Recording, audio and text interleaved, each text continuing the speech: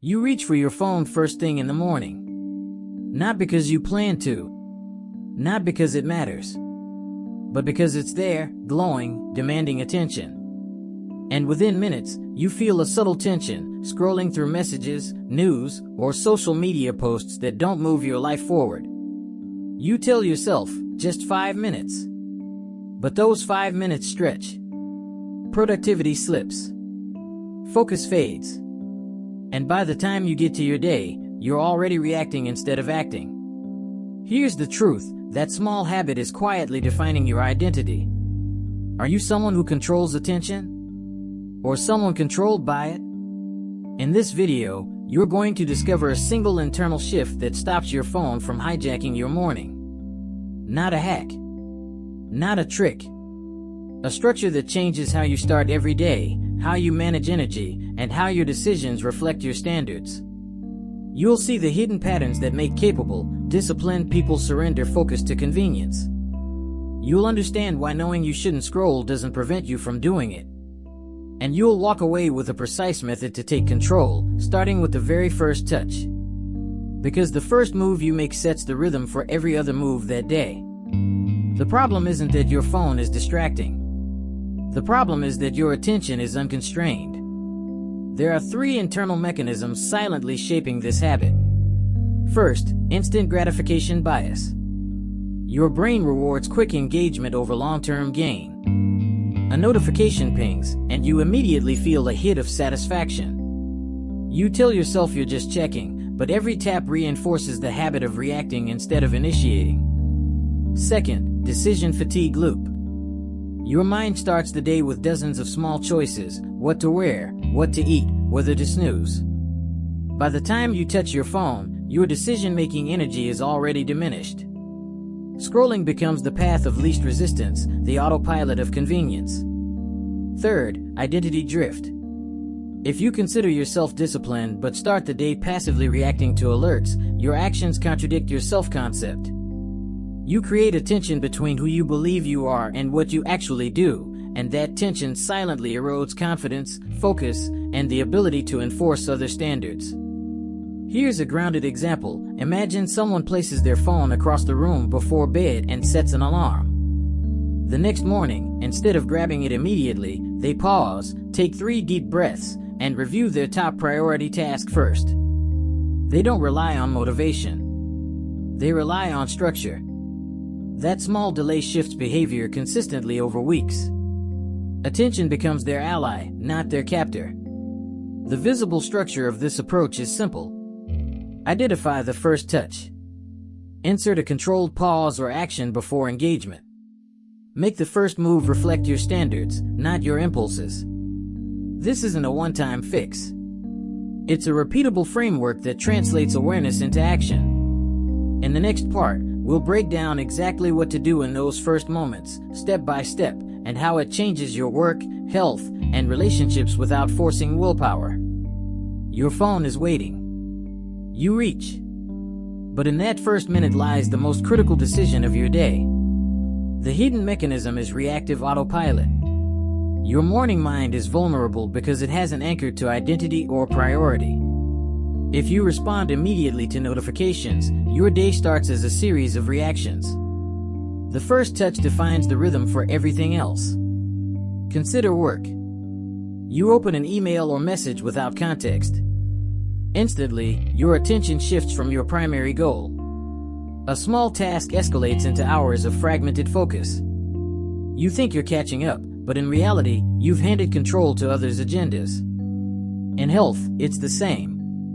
Scrolling first thing replaces structured activity, stretching, journaling, or movement, with passive engagement. Energy diminishes before the day begins.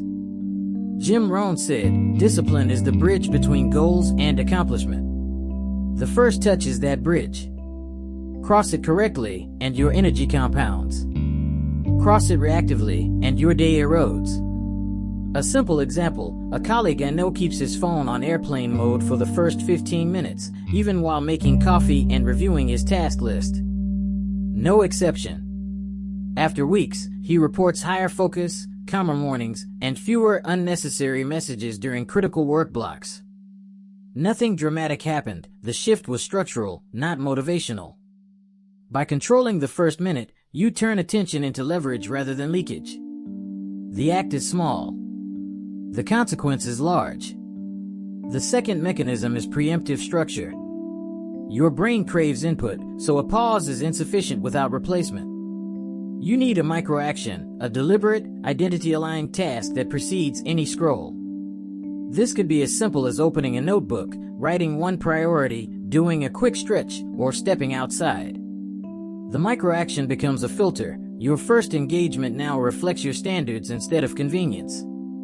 At work, this looks like reading a single paragraph from a project plan before checking messages. At home, it could be 30 seconds of posture correction or reviewing the day's top 3 goals. Even 5 breaths counts. I observed a friend implement this with his financial routine. Instead of checking his phone for market updates, he wrote down his spending target first. Once the microaction was complete, he allowed himself to view notifications. The effect was immediate: fewer impulsive trades, more deliberate decisions, and stronger alignment with financial goals. Notice the shift: structure precedes stimulus, not the other way around. By doing so, you bypass reactive autopilot and enforce intentional attention. The identity implication is clear. You are no longer someone who scrolls because the device exists. You are someone who starts the day by acting according to their own rules. This consistency compounds. Mornings become intentional, not reactive. This microaction isn't dramatic. It isn't motivational. But repetition over weeks turns it into a behavior your self-concept automatically enforces. The third mechanism is environmental cue control. Habits are cued by context. The phone on the bedside table, notifications visible, or unlocked apps ready to open are triggers for reactive behavior. By removing these cues, you force conscious decision-making. You create friction for unwanted behavior and reduce reliance on willpower. For example, one colleague placed his phone across the room overnight. In the morning, he had to stand, walk, and deliberately reach for it. That single step inserted a pause that allowed priority alignment first. Over months, this small environmental adjustment reduced reactive scrolling by 80%. In relationships, the principle applies.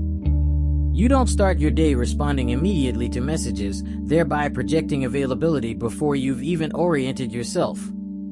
Your boundaries are silently reinforced.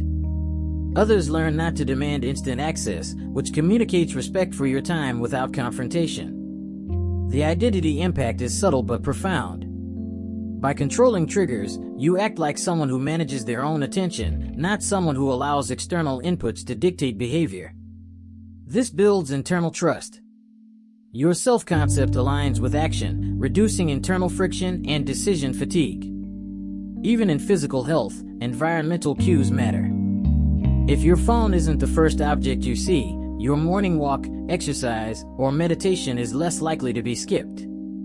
Attention becomes a tool, not a distraction. Small environmental adjustments compound because they remove the need for repeated mental negotiation. The fewer reactive decisions you make, the more attention remains for meaningful work, energy management, and strategic relationships. The fourth mechanism is standard anchoring. The first phone interaction should occur only after an anchored habit is completed, a baseline that reflects your identity. This could be a single productive action, 10 minutes of writing, a brief workout, or reviewing the top task. The phone no longer dictates the start of the day. You do. I know someone who journals for 5 minutes before checking messages. Even on low-energy mornings, that small baseline establishes a psychological contract. Attention is yours first, reactive scrolling second. The principle is simple: the anchor is non-negotiable. It represents your identity. It doesn't matter if the mood is off, if you're tired, or if the phone is urgent. The rule is structural. Rohn said, "Discipline is doing what you know needs doing, even when you don't feel like it." Anchoring attention is a perfect illustration. You don't rely on motivation. You rely on a repeatable standard. Over time, this standard compounds. Mornings are no longer reactive. Work sessions are sharper. Emotional energy is preserved. Relationships improve because you respond deliberately, not impulsively. Health routines become consistent because the first choice of the day reflects principle, not convenience. Identity is no longer aspirational. It's operational.